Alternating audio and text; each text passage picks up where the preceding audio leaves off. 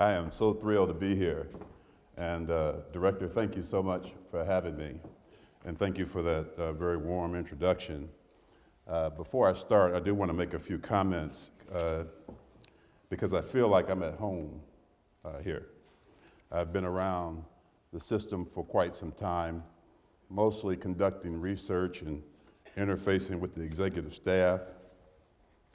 And it reminded me when I first was invited to one of the executive management meetings, I was talking about customer service, and I said something to the executive team like, we don't have to act like lawyers or anything. And Roger said, I'm a lawyer. You remember that? I am really pleased to be here. I am thrilled to see the discussion on accomplishments. It surely fits good to great. I am an advocate of good to great. I preach good to great. I live good to great. So today, join me on my journey. I want to thank Gail Allen. Where's Gail? Is she here? Miss Allen, how are you, ma'am? Miss Allen, Director bird dogged me. I told Miss Allen that I was traveling. She said, well, I don't think you understand. The director expects you to be here. Thank you for your help. Also, Renee and Terry, boy, bringing innovation to your organization, that is good to great. That's awesome. Give them a hand, please.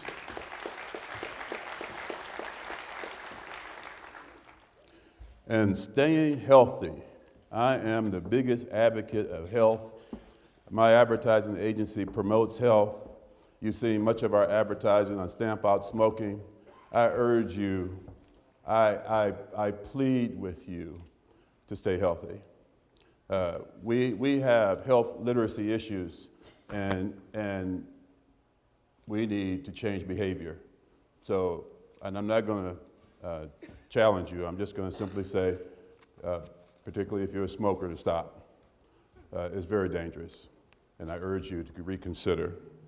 But that's not why I'm here today. I know, Director, I've already gone too far. Last is this announcement today, Director, on the Governor's Quality Award. My goodness.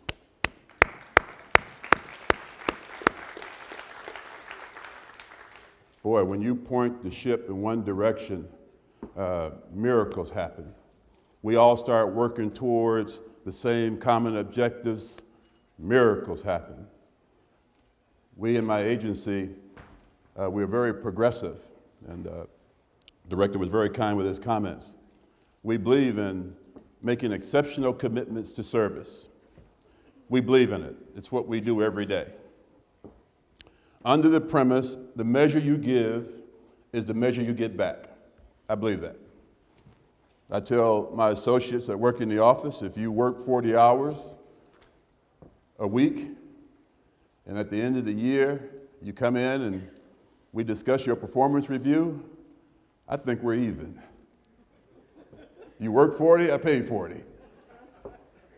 But every once in a while, you find someone that's smart and young and that really understands the concept of serving, and when you arrive in the office, they're there, and when you leave in the evening, they're there. And we've just been very, very fortunate at Advanced Communications to have one of those young people, and her name is Whitney Albert, and Whitney's here with me today, just recently been promoted. I know I try to keep her in the back scenes as much as possible because she talks all the time. Miss Albert, would you please come out, please? In the spirit of serving, this young lady came to me from college, and she is the hardest working young lady I've ever met in my life. She's the first one in the office in the morning. She's the last one to leave. She's been with us for 4.5 years, just recently promoted to account director. And she came to me and she said, Director, you'll love this.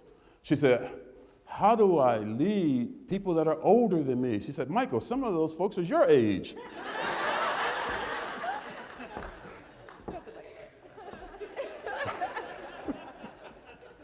I said, Whitney, the answer is simple. You serve them. And through serving, they will follow you. but I just want you to give her a hand, our new account director. Thank you. Thank you. Also, I have with me Danny. Danny's on the camera. He has a very difficult challenge. I don't know where he is, but he's in the back there. Keep up with me. I'm not a traditional presenter.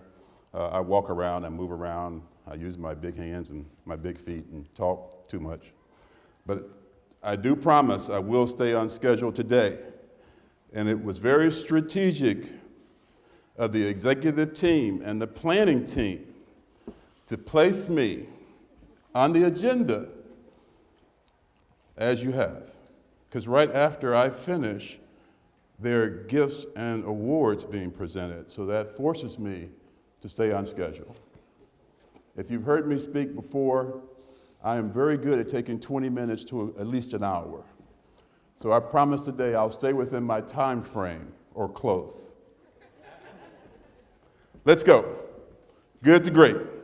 This is serious business. This is no joke. Good to great. We believe it at Advantage Communication. We believe that we should serve our community, serve our customers, serve is the mandate. It is my mission statement. That's what we do every day. Serve. My job as a CEO, fancy title, CEO, president, is to serve the folks that work for me. I am the lay associate in my organization, as the director is. I am the boss, but they are in charge. Understand? That's called servant leadership. We believe in that. That's our mission. If you work at Advantage Communication, you must contribute to the community. You must donate time. You cannot just come in and go to work and go home. We have too much work to do. We need to be helping you because you're making a difference in so many people's lives. The economy is challenging. We are facing a very, very tough time. It is absolutely amazing, Director, that you could be building in this environment. It is absolutely challenging across the board. This environment that we're in today is so unique. Our country has never been there before. We have companies like the Coca-Cola Company and others that are amassing fortunes of cash. Their coffers are full. They're making so much money, they have nowhere to invest it because of interest rates are so low. Companies are cash rich. They are meeting the demands of their customer, which is the public market, stockholders. That's a problem for us because they could take that massive amount of money and invest it in jobs and training to help us in this room do our job. We have not gotten the message to the business community. Listen to this video. If you just play just a short snippet of it, because I don't want to run over, but it's just interesting to see the hoarding of cash by corporate America. Not all, but some. The multinational companies are holding cash in massive amounts across the country. The future is that there will be a benefit when they release the resources, employment will go up, and you will see a dramatic impact in your work every day. You probably have heard that American corporations have about $1.7 trillion in cash. Well, that number is wrong. They've actually got closer to 3 times that much money. Early in June, the Federal Reserve released its quarterly Flow of Funds report, and it got a lot of attention because it showed that American non-financial corporations had more than $1.7 trillion of cash. The Fed is only interested in the flow of funds within the United States, but there's another set of government records. In fact, it's the set of government records the Fed relies on to develop its data. It comes from the Internal Revenue Service. The IRS measures the worldwide holdings of these companies, but its reports show $4.8 trillion of cash held by American companies. That's a lot of moolah. It's a lot of money. Now, the effect of that is that smaller, mid-sized companies are going out of business. The big companies are stocking cash. And the challenge is for us, organizations like us, and businesses like Advantage Communications is how do we survive in this environment until things kind of clear their way? Well, it's pretty clear. As we face this kind of environment where these companies are not breaking the law, they are actually doing the right thing based upon their business objectives, and that is to create value. The value that they are creating is not in people, but in cash. So we must, if you will, adjust to this environment. And to adjust to this environment, we must seek a different way of doing business. And that is what the director and the executive team and Roger and the rest of the folks here have been talking about. In this environment, we must change the way that we do business. And that is, in essence, what good to great is all about. You follow me? Business as usual is dangerous, not just for organizations like yours, but also for businesses like mine. So we adopted good to great in my business. We went through that process of pruning. We went through that process of making sure that we had the right folks in the right places, and we made those adjustments, and the results of what happened to our business was absolutely phenomenal. Through our adjustments, we became more effective. People have been seeking us for employment, higher quality folks, and the bottom line performance improved. Here's what's driving change. You hear it every day on the news. This drives change. These are our jobs. We have to, in fact, make adjustments because we are reaching a point where the deficit will eventually burst. But if you have smart management, good leadership, then you are ahead of the game, and DWS is ahead of the game. Because the best thing for job security, the best thing for just being promoted and being smart and protecting yourself is to make a transition, and that transition is good to great. You can take the same resources, the same smart people, restructure the organization, and cascade the momentum of what you do every day, become more efficient at what you do every day, and create a better operation. Director said you're already good, and you are good. I've been around a while now. I've chatted with many of you, but to get to the next level of great puts you at a competitive advantage and long-term job security. That make sense? Makes sense, good, all right. Simply because eventually something's going to burst. And when things burst, we need to be protected, and the best way to protect yourself is customer service and efficiency, accountability, and all the great stuff that the executive team has been communicating. It's also been communicated from the highest office of the land. Our president says, we have to do this. He recognizes it. We have to do this. We have to, in fact, become more service-centric. It's across the board. This is not just Arkansas, it's not just DWS, it is across the board. Every government agency is being evaluated and they're seeking efficiencies across the board. It's a reality of today. Boy, how about that for a setup for good to great?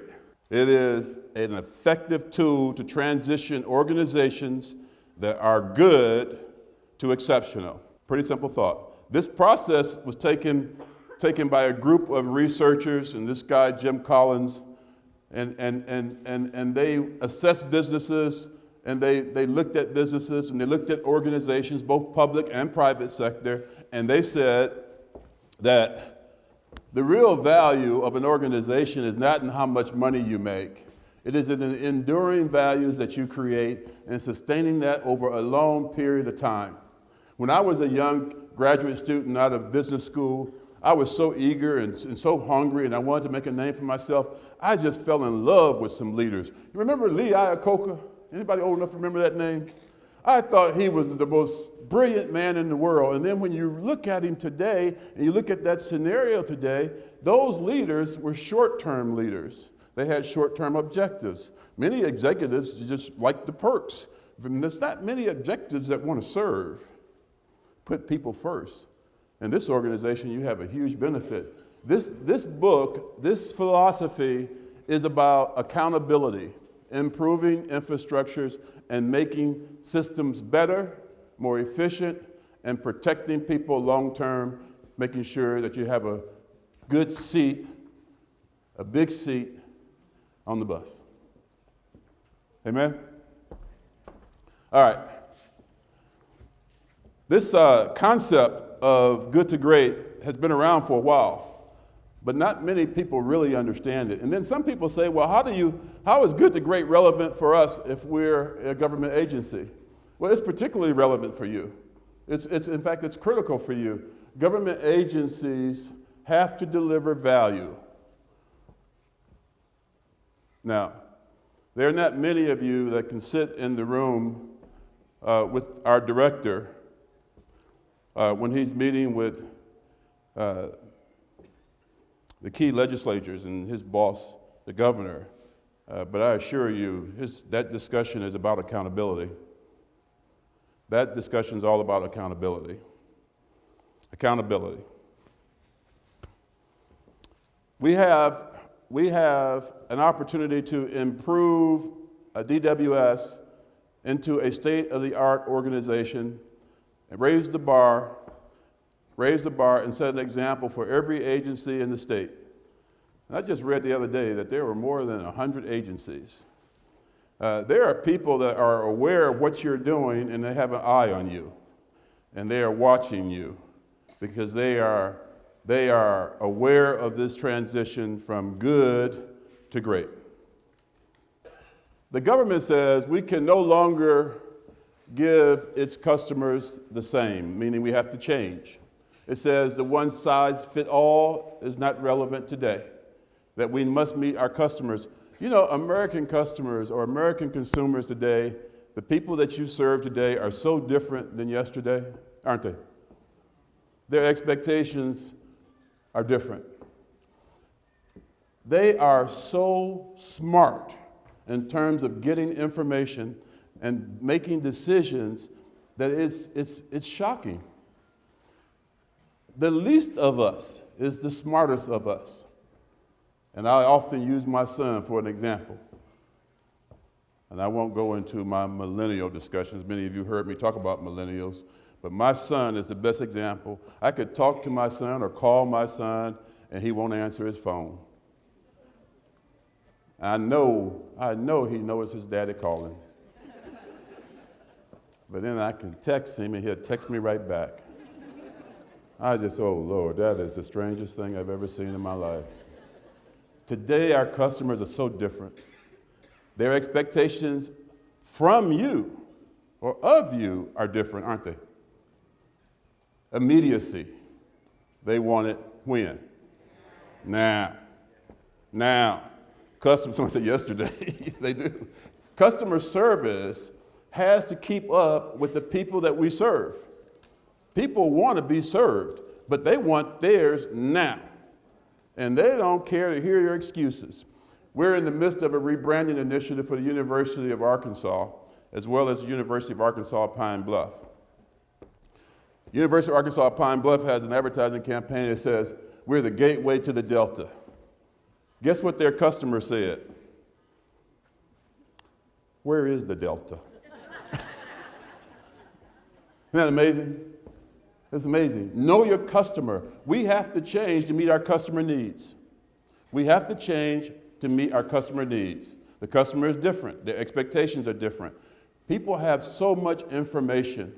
You can be talking to one of your clients today, and while you're talking to them, they're on their phone seeking information. At the same time you're talking to them, they can say yay or nay. Innovation from the private sector we must adopt. We must do exactly what smart companies have done, and that's underway across the country. Driving cost savings is critical because driving cost savings protects jobs. It protects your position and my position. We need to deliver high quality customer service and improve our infrastructure, and that is exactly what the director and the executive team is doing now. We must improve the infrastructure. Here's my favorite chart. If you've read the book, you've seen this. How many of you read the book? All right, all right. If you haven't read it, I urge you to read it over the Christmas holiday period. It is absolutely a quick read and you'll enjoy it. If you don't want to read it, download it, one of those audio files that my son taught me how to do. It's an enjoyable read. They talk about leadership. The leaders that can cascade an organization from good to great has certain criteria. Everyone can't take this ride. They describe them in 5 different categories, from 1 to 5. 1 through 4 are irrelevant. I'll save you the time. You can skip those pages. 1 through 4 are irrelevant. Those are leaders that believe in self-indulgence. People ask me all the time, well, why are you here in Arkansas? I mean, you could be somewhere else. Well, this is my home. I love being here. I'm here to serve. I'm here to improve my community. I live here. I love it here. But some leaders are here for different reasons. 1 through 4 have different objectives. 5, they call it level 5, are servant leaders. They are here to serve their organization and put people first.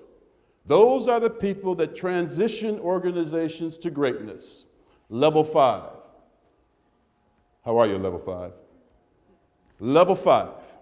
People that put organizations first are the ones that make transition. Lee Iacocca, I like Lee Iacocca, but as I look back on those books with Jack Welch and other great leaders, they didn't do that. They were leaders that were just ingratiating themselves.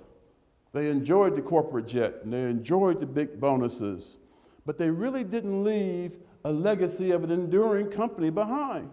In fact, their companies collapsed. Good leaders leave behind an infrastructure and a legacy of greatness. And that's what this DWS meeting is all about. You can clap if you like.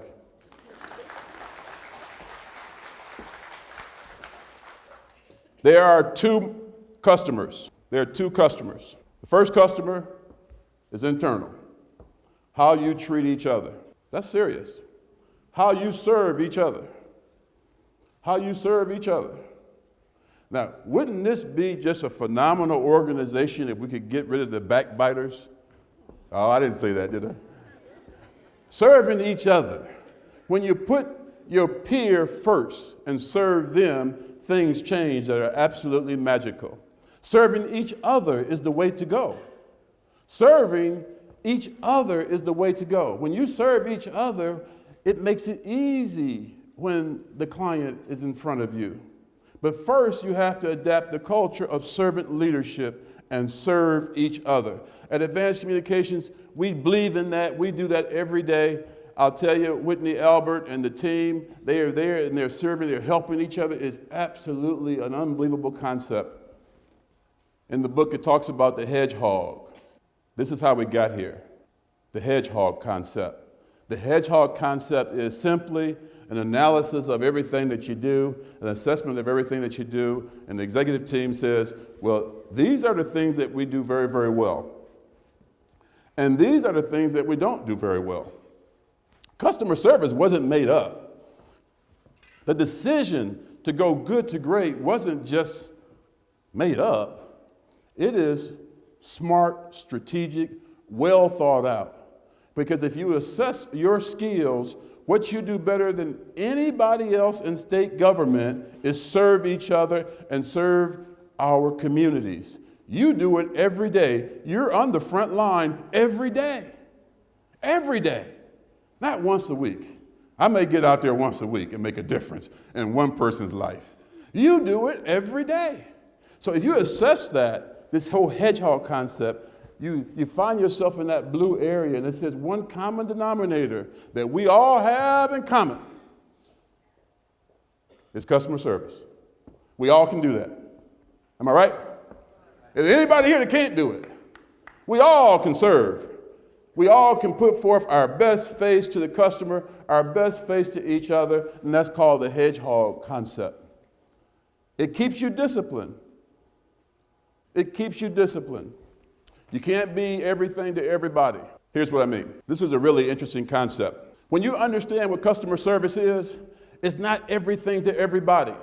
And we have to define that. And that's what your management team has charged me to help with. And I'm very humbled to be part of that. Because you can't be everything to everybody. You have to define what parameters you will serve. Make sense? Walmart says, we will provide excellent customer service to save money and live better, and that's it. You can't get any help while you're walking through the aisles of Walmart.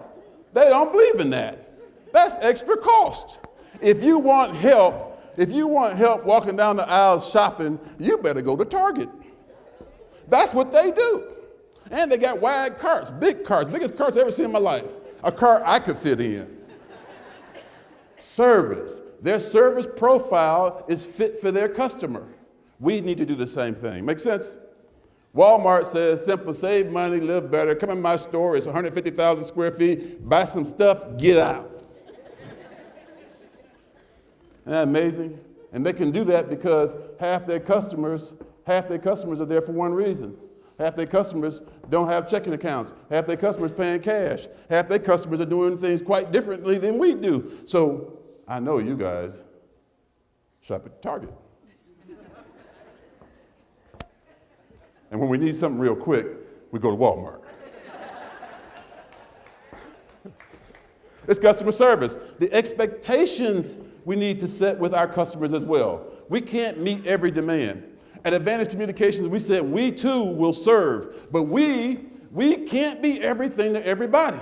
We got a young lady in my office, I absolutely love her to death. Miss Vivian, she will just serve you to death. If you come into the office, she's gonna have a sign for you. She'll have a Coca-Cola for you, and if you sneeze, she'll get a tissue for you. Now, we have to set some parameters, Vivian. I'm okay with the Coke. I'm okay with the sign. But they can get up and go to the restroom and sneeze. We have to set some parameters. Here's what I mean. Here's another example. This brand here, now, Lord knows, customer service for Starbucks means everything. They will serve you, but guess what? What will you do? Come on, say it again. $7 for a cup of coffee. $7 for a cup of coffee. $7 for a cup of coffee. And these other guys say, you come see me, I'm gonna give you a good sandwich real quick and get you a donut and get on out the way. We need to define the standards of service. These companies, these great companies have done that. You will never be everything to everybody, but we will set standards and you'll live by those standards, and as a team, we'll do great work. Now, I wasn't going to say this, but I'm going to say this since I introduced Whitney. I know she'll forgive me. But she put this sign up, and I said, I really don't know what this sign means. And she said, you don't know what Motel 6 is? I said, no. She said, leave the light on. Leave the light on? What is that, Whitney? She said, we used to party at the Motel 6 all the time when I was in school. I said, oh. It wasn't around when I was in school. You look at this brand, this customer they serve is different. Motel 6 customers they serve are different. And they meet and exceed their customers' expectations, don't they? I tell you, Whitney told me right now, the light on. I said, okay, wow, that's really impressive. But when you go to Ritz-Carlton, boy, they target a different customer and the expectations are different, aren't they? The expectations at the Ritz-Carlton are awesome for their customer. That same customer that goes here at the Motel 6, if they happen to venture, if they venture into the Ritz-Carlton, they say, what the heck am I doing here? Customers have different expectations. We need to meet those expectations, exceed those expectations, and we create some momentum that's unprecedented. Here's what I mean. We need to define those standards, create an environment that's conducive for all of us to do business, and implement those standards through what Director said earlier, through a disciplined process. The discipline is the key. In the book, it talks about the flywheel. This is the most awesome thing, the flywheel. Here we go. This is the Coca-Cola system as well. Same thing. Hold your hands up, like this. And we all ingratiate customer service. And we start pushing, push with me. And we start pushing, and we start pushing the flywheel concept. We start pushing, and we're moving a flywheel that weighs 500 million pounds, and we're pushing. All of us together, we're pushing, and we push a little faster, we push a little faster, we push a little faster, and what happens when we step back? It takes off. We change the culture of the company through the flywheel concept. We change the culture. It starts 1 inch at a time, 1 push at a time, 1 satisfied customer at a time, and we change the entire culture. You follow me? You follow me? It's been done before. It's called the flywheel concept. Sounds crazy, doesn't it? But when I read that, I said, I got to read that chapter again because I didn't understand it. But let me tell you what happened. We did it at Advantage Communications. We've also did it with some other companies, but I won't mention them because I'd rather talk about Advantage Communications. We did it at Advantage Communications, and guess what happened? When I was not there, the service levels continued. I was out at our other office. I was out west at our other office, and the service levels continued. The flywheel concept, it kept going and going. I am not there today, and it's going. It's going. People ingratiated it. They jumped on board. You can change an entire organization through this concept. Pushing together, 1 push at a time. And it's going to be slow. It's not going to be fast. It's going to be 1 push at a time, another, and another, and another. And pretty soon that 500 billion ton flywheel is going to take off, and we have to step back and get out the way and enjoy the ride to retirement. I challenge you to ingratiate change. If you don't ingratiate change, you will be swallowed up in stuff. Change. Consumers have changed. The way that we do business has changed. Never in the history of our country have companies hoarded so much cash and not hired people. Never, ever has that happened in the history of our great country. We have to change. You have to change. Ingratiate change. Ingratiate customer service and do it better than the person sitting next to you on your right, and do it far better than the person on your left. And guess what happens? Out of that comes leadership. Leadership to fill voids. Because the reins of leadership is, I need Whitney Albert to be successful. I need her to be successful. I want to transition and find a Whitney Albert to run Advantage Communications. We need you to help DWS. We need to help Roger and director and other leaders here. And that's what this is all about. Prepare yourself for an accelerated learning opportunity because it's going to happen. Once you start to push, once you start that flywheel, you can't stop it. Once the flywheel starts to go, you can't stop it. In fact, if you don't be careful, it can knock your head off, so duck. Serve each other as customers. I serve, and I believe in it. At the University of Pine Bluff, we were working with them on some business development work. And here's students were going to financial aid, and they said, come back next week. So the student went over here, and the student went to class, and the instructor said, you don't have your books. Get out my class. He said, well, I don't have my books because I don't have financial aid. So the student, now, let me tell you something. The value of that student is $50,000. Would you treat a customer like that? And that's the difference. And when I told management that, I told the university officials that, that's $50,000 you just kicked out the school. $50,000. $50,000 times 1,000 students is a whole bunch of money. Customers. You got to meet your customer needs. In this case, these young kids, these young millennials, they don't have patience like your kids don't have patience. My kids don't. I know they don't. I try to talk to my kids and, I had to text them. I actually bought the book, The Text Code. Lastly, hold leadership in high regard.